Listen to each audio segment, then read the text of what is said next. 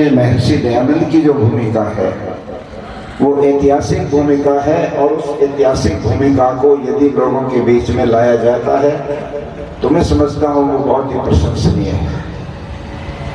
और अब हम लोगों की ये जिम्मेदारी है कि हम अब अपने अपने दायित्व को समझते हुए श्री दयानंद की विचारधारा को, उनके व्यक्तित्व को, उनके कृतित्व को आम आदमी तक पहुँचाने का संकल्प करें। महर्षि दयानंद ने पिछले लगभग 150 वर्ष आर्य समाज की स्थापना को अगले वर्ष होने जा रहे हैं। और जब आर्य समाज की स्थापना की थी तो तब भी उन्होंने जो दृश्य समाज का देखा था उसके विपरीत, उसके विरुद्ध वैदिक मान्यताओं को स्थापित करने का एक लक्ष्य आर्य समाज को सौंप करके उन्होंने इसको खड़ा किया था। 150 सालों में बहुत कुछ बदला है, किंतु अभी भी ये दिख रहा है कि बहुत सारी ऐसी चीजें हैं जो अभी और परिवर्तन चाहती हैं। परिवर्तन के इस दौर में सबसे बड़ा जो खतरा हमारे देश के अंदर आया वो हमारी वैदिक संस्कृति को आ गया। वैदिक संस्कृति केवल अब कागजों में दिखाई देती है, व्यवहार में बहुत कम दिख रही है। देश के 67% नौजवान 30 साल की आयु तक के युवकों की, बच्चों की जो संख्या है वो 67% है। 2/3 आबादी है देश की कुल आबादी का, या यूं कह सकते हैं 80 करोड़ से भी ज्यादा संख्या नवयुवकों की है इस देश में। और दुनिया के 222 देशों में भारत एक देश है जो युवाओं का भारत कहते हैं। इतनी बड़ी युवा पीढ़ी के लिए कोई भी दिशा, कोई भी ऐसी व्यवस्था जिसमें इन युवाओं को सही रास्ता मिले, इनको वैदिक संस्कृति और संस्कार मिले, इनको चरित्र, देशभक्ति और विविध मूल्यों से ओतप्रोत किया जा सके, ऐसी कोई व्यवस्था दिखाई नहीं देती। आप जिन भी स्कूलों के अंदर हमारे बच्चे पढ़ते हैं या कॉलेजों में, विश्वविद्यालयों में पढ़ते हैं, उनके सिलेबस को उठा करके देखो, वहां पर विषय वस्तु तो पढ़ाया जाता है, उसमें बच्चे खूब अच्छी प्रतिभा से पढ़ भी रहे हैं। वो गणित पढ़ेंगे, विज्ञान पढ़ेंगे, अंग्रेजी पढ़ेंगे और दूसरे विषय पढ़ेंगे और पढ़ लिख करके अच्छे बड़े बड़े ऑफिसर भी बन जाएंगे, डॉक्टर भी बन जाएंगे, समाज सेवी और राजनेता भी बन जाएंगे और कुछ लोग अभिनेता भी बन जाते हैं। किंतु उनके जीवन में जो सबसे महत्वपूर्ण चीज होनी चाहिए वो गायब है। ऊंची से ऊंची शिक्षा प्राप्त करके एक व्यक्ति बड़े पद पर चला जाता है और जब उसके सामने कोई कसौटी आती है जहां उसकी चरित्र की परीक्षा होगी, वहां पर वह फिसल जाता है।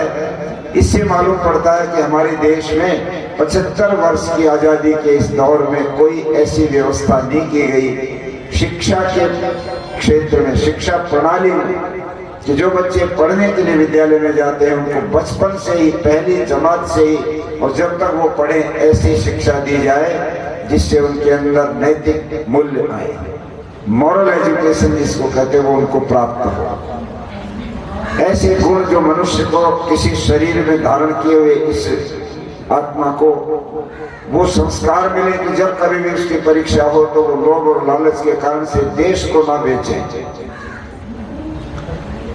वो कोई ऐसा काम ना करे जिससे मानवता शर्मा जाए, मानवता कलंकित हो जाए। किंतु जब इस परीक्षा में सारे बड़े बड़े उच्च शिक्षा प्राप्त लोगों की परीक्षा होती है तो फेल दिखाई देते हैं। मध्य प्रदेश के एक IAS अधिकारी, और IAS की जो परीक्षा है वो देश के अंदर सबसे ज्यादा प्रतिष्ठित परीक्षा मानी जाती है। अंग्रेजों के जमाने में ये ICS थी, इंडियन सिविल सर्विस, जिसमें नेताजी सुभाष चंद्र बोस पहले भारतीय थे जो ICS पास करके आए थे। और अब वो जब आजादी आ गई तो उसको बदल दिया, इंडियन एडमिनिस्ट्रेटिव सर्विस कर दिया, IAS हो गई।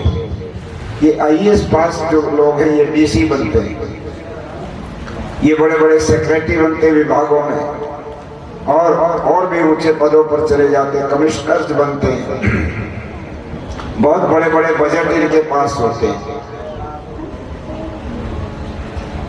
3 लाख लोग एक साल में बैठते हैं परीक्षा में, जिनमें से केवल 1000 जो उसमें जो भाग लेने वाले प्रतिभागी हैं वही छांटे जाते हैं। 2,99,000 को रिजेक्ट कर दिया जाता है। जो मेरिट में 1,000 आएंगे उनकी एंट्री होती है हर साल IAS में। तो आप देख लीजिएगा कि कितना कठोर ये कंपटीशन है और उसमें खूब अच्छी बुद्धिमान अच्छे तेजस्वी बच्चे ही आ सकते हैं।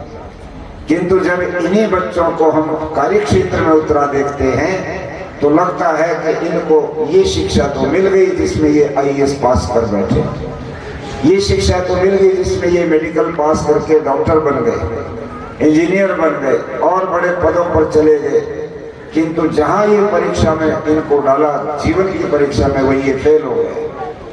मध्य प्रदेश के चीफ सेक्रेटरी जो सबसे बड़े अधिकारी होते हैं, चीफ मिनिस्टर के बाद प्रशासनिक उसमें चीफ सेक्रेटरी सबसे बड़ा होता है। चीफ सेक्रेटरी के घर पर इस प्रकार से इनकम टैक्स के लोगों ने छापा मारा और आप सोचते हैं कि उसके बिस्तर के नीचे कितने रुपए नकद मिले। बैंक की बात मैं नहीं करता, कैश 10 लाख, 20 लाख, 50 लाख, 100 लाख, 1 करोड़, 10 करोड़, 20 करोड़ नहीं, गिनती बढ़ती चली जाएगी। 400 करोड़ रुपया नकद गड्डियां बनाकर बिस्तर में सजा करके उसके ऊपर बेड लगाकर वो सोता था और ये कहता था मैं दुनिया का बहुत बड़ा अमीर अफसर। कहां से आया ये पैसा? ये सारा लोगों की जेबों से आया। उसकी अपनी तनख्वाह तो 1.5 लाख 2 लाख रुपए होती और उसमें घर के खर्चे भी होंगे अगर ईमानदारी से करे तो। किंतु उतनी आमदनी वाला एक व्यक्ति सर्विस के दौर में 10-20 साल की सर्विस में 400 करोड़ रुपया कैश रख लेता है। इससे पता लगता है कि उसके अंदर नैतिक शिक्षा नहीं दी थी। उसको ईमानदारी का, सेवा का, परोपकार का, देशभक्ति का जो संस्कार है वो नहीं दिया गया था और इसलिए इस तरह के लोग बने। अभी गुजरात के अंदर एक पुल गिर गया, 140 लोग मर गए उस पुल के गिरने से और उस पुल को बनाने वाला इंजीनियर जो था, उसके अंदर जो कॉन्ट्रैक्टर थे जो ठेका लेकर के बना रहे थे, उन्होंने उसके अंदर रेत मिलाया और चीजें ऐसी मिलाई और कमजोर चीजें मिलाई, जंग खाया और लोहा डाल दिया और वो समय से पहले टूट गया। माँ के पेट में पैदा होने वाली बच्ची जिसको भगवान की व्यवस्था से उस माँ के पेट में आने का अवसर मिला, अभी उसने दुनिया में आकर के सूरज की पहली किरण के भी दर्शन नहीं किए, उसको भी अपने नुकीले शस्त्रों से जो डॉक्टर काट काट करके माँ के पेट से बाहर निकाल के फेंक देता है और वो ये कोशिश करता है कि मेरे बच्चों के लिए 10 पीढ़ी तक की कोठियां बन जाए, बैंकों में बैलेंस बन जाए, उसने ईमानदारी से मैं कहता हूं कि कभी नैतिक शिक्षा प्राप्त नहीं की। डॉक्टर का मतलब ये नहीं होता कि वो पैसे का माला माल हो जाए, पैसा उसका कोई धर्म नहीं होता, उसका धर्म है सेवा। सेवा के बदले वो दूसरा रूप लेकर के चलता है। रोगी को वहीं पर डाले रखना, वेंटिलेटर पर 75,000 रुपया एक दिन का मिलता है और उसको कहेंगे कि नहीं अभी तो वेंटिलेटर पर रखने लायक है, रोगी रहने दो, क्योंकि रोज के 75,000 रुपए चुपचाप मिल रहे हैं। मरी हुए व्यक्ति को, लाश को वेंटिलेटर पर बना के रखते हैं डॉक्टर। ये जो बेईमानी है ये सारी की सारी इसलिए है कि आज सबसे बड़ा खतरा इस नई पीढ़ी के ऊपर हमको दिखता है। और चरित्र की जहां तक बात हम करते हैं, आप छोटे बच्चों से लेकर के बड़ों तक देख लीजिएगा, आज खान पान में कितना भयानक रूप आ गया है। गांव में, जिन गांव में कभी कोई मांस से अंडे की बात भी नहीं सोच सकता था, वहां पर रेडियो पर अंडे बिकते हैं, घंटी बजा देते हैं, अंडे वाला आ गया और कोई प्रतिरोध नहीं होता। मांस टगे हुए हैं, सुअर, बकरे बिक रहा, रेत भी उस पर पड़ रहा, मक्खियां भी भिनभिना रही उसके ऊपर, जहरीले कीड़े भी उसमें पैदा हो जाते हैं, फिर भी बिकता है और खा रहे लोग। खान पान, रहन सहन, विचार, टेलीविजन और टेलीफोन के ऊपर आने वाली गंदगी, ये टेलीफोन कितना भयानक है आप लोग सोच नहीं सकते। आप इसकी जांच करो, जो जानते हैं, नहीं जानते तो जानकार से करो। इसमें हिस्ट्री होती है, पिछले 1 महीने में क्या क्या देखा गया। जो भी फोटो देख रहे हो ये पिछले 1 महीने का रिकॉर्ड आप देख लो। आप अपने बच्चों का देखना जरा करें, क्या देखते हैं वो रात को अकेले में जब रहते हैं अपने कमरे में। सारी की सारी दुनिया भर की गंदगी, जो महाचालाक लोग हैं, बड़ी बड़ी कंपनियां जिन्होंने चला रखी हैं, जो नौजवानों के लिए गंदे अश्लील भद्दे नंगे फोटो इसमें डालते हैं ताकि वो इसको देखते जाए, उनकी टीआरपी बढ़ेगी, उनको पैसा मिलेगा, एडवर्टीजमेंट मिलेंगे, वो करोड़पति हो जाएंगे और नौजवान बच्चे बर्बाद हो जाएंगे, उनके चरित्र नष्ट हो जाएंगे। चाइल्ड पोर्नोग्राफी, बच्चों के यौन अपराध इसके अंदर हैं। अभी मैं इसको खोल के मैं दिखा नहीं सकता है इसमें। मैं कई बार खुद व्हाट्सएप वगैरह देखता हूँ ताकि कुछ समाचार पता लग जाए कहाँ क्या हो रहा है। देखते ही देखते मेरे सामने से नंगे फोटो आ जाते हैं कि मैं आश्चर्य में पड़ जाता हूँ कि जिस चीज को मैं देखना पसंद नहीं करता मेरे सामने क्यों डाल दिया है इसने। और बच्चे उनको ढूंढते हैं गूगल में, और गूगल में वो उसको ऑन करके और फिर रात रात भर उसके अंदर देखते खोए चले जाते हैं, उनके चरित्र नष्ट हो जाते हैं। कोई रोकने वाला नहीं है इस बात पर। हमारी युवा पीढ़ी पूरी तरह से आज एक ऐसे खतरे से गुजर रही है कि भविष्य पता नहीं इनका क्या बनेगा और हम संभाल नहीं पा रहे हैं।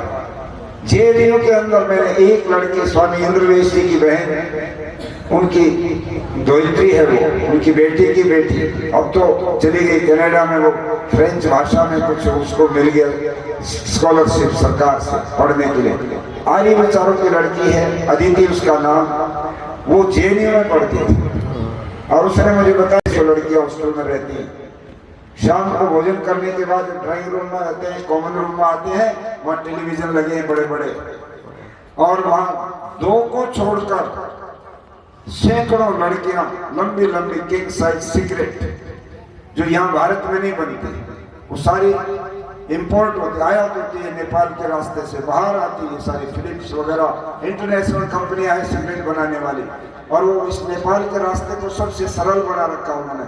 वहां से यहाँ पर स्मगलिंग होकर अरबों खरबों रुपए की सिगरेटें, जो एक एक सिगरेट की कीमत 25-25 रुपए 40 रुपए होती है, वो सिगरेटें लेके बैठती हैं और टेलीविजन पर कोई न्यूज नहीं सुनते, कोई बढ़िया देशभक्ति की कोई चीज नहीं उसके ऊपर लगाते। वहां पर पता नहीं क्या क्या कैबरे डांस और दुनिया भर की और सारी चीज, बिग बॉस।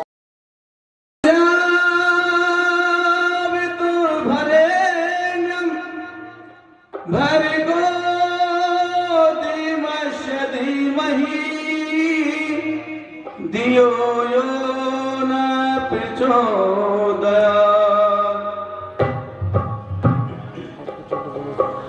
हमारे बीच में स्वामी जी के इतने उपकार हैं जिन्होंने हमारे देश में सामाजिक कार्य इतने किए थे जिनको हम गिना नहीं सकते, जिनके इतने अच्छे कार्य थे जिनकी वजह से हमारा ये वैदिक धर्म, सामाजिक धर्म आज है, जिनके उपकार इतने हैं। इस भजन के माध्यम से मैं आपके बीच में रखना चाहता हूं। हमारे देश में इतनी कुरीतियां थी सज्जनों जिनको हम गिना नहीं सकते। एक अछूत की बीमारी ऐसी थी, दूसरा कोई शूद्र जाति का किसी ऊंची जाति के बंदे को वो छू लेता था तो उससे ही कह देते कि भाई तू तो शूद्र जाति का ही हो गया। तो स्वामी जी ने उनको खत्म किया। भ्रूण हत्या थी, दहेज प्रथा थी, अनेक कुरीतियां थी। सती अपनी भावना से, किसी का मन करता था, किसी के अंदर सती होने की सामर्थ्य थी तब हो जाता था, लेकिन जबरदस्ती उसे अग्निकुंड में किसी कारणवश किसी का पति गुजर जाए तो उसके साथ जबरदस्ती कर दिया जाता था कि इसे फूंक दो, ये सती होने नहीं होगी तो उसे जबरदस्ती फूंक दिया जाता था।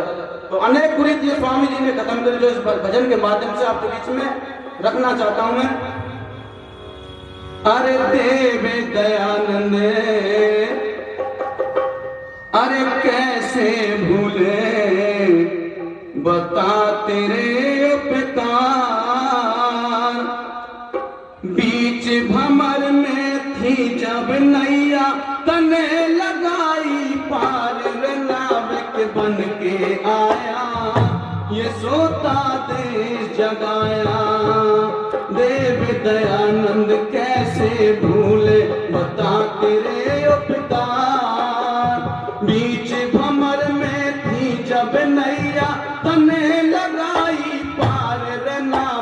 बन के आया, ये सोता देश जगाया। रे नाविक बन के आया, ये सोता देश जगाया।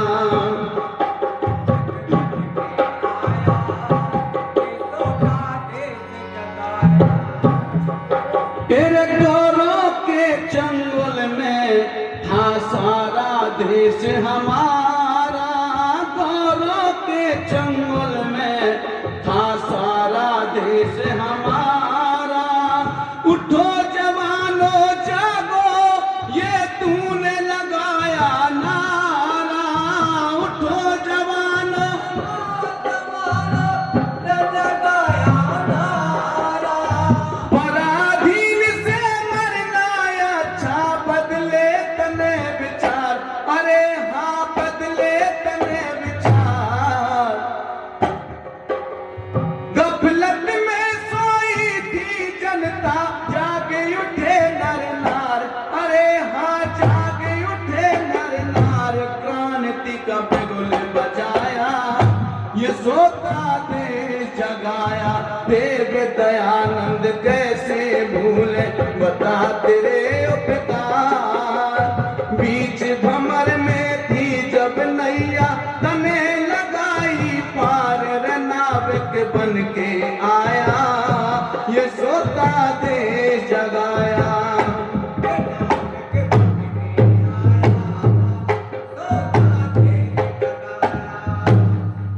तेरे नारी जाति के ऊपर थी, तेरे नारी जाति के ऊपर एहसान किया बड़ा भारी। नारी जाति के ऊपर एहसान किया बड़ा भारी। पैर की जूती तुमको बतला रे खोप पुजारी। पैर की जूती तुमको पुनर्विवाह की रीत चला किया नारी का उद्धार। अरे हाँ नारी का उद्धार। सती पिता का पाप काट कर किया ठीक उपचार। जलने से उन्हें बचाया, रे नाविक बन के आया। देव दयानंद कैसे भूले बता तेरे उपकार। बीच भंवर में थी जब नैया, तने लगाई पार। रे नाविक बन के आया, ये सोता देश जगाया।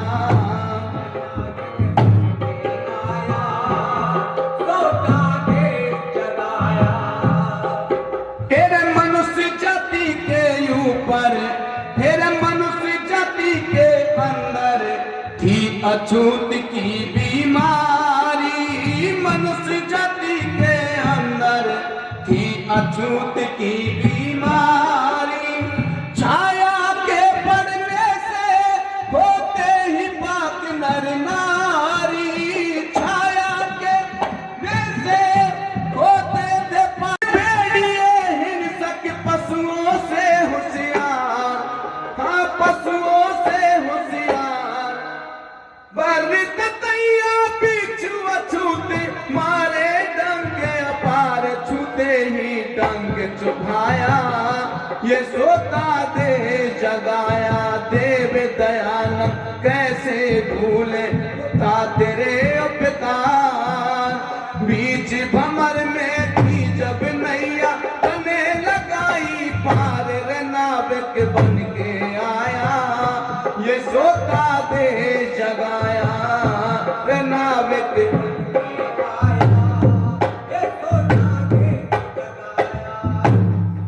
तेरे खेमे चंद एहसान ऋषि के, कोई माने या ना माने।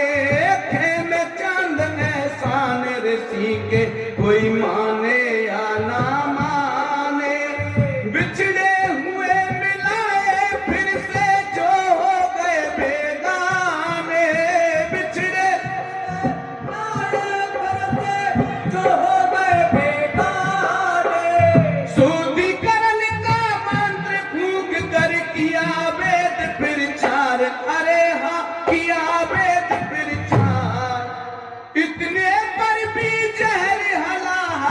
तरीकों में दातार दूध में कांच पिलाया, ये सोता दे जगाया देव दयानंद कैसे भूले बता तेरे उपकार।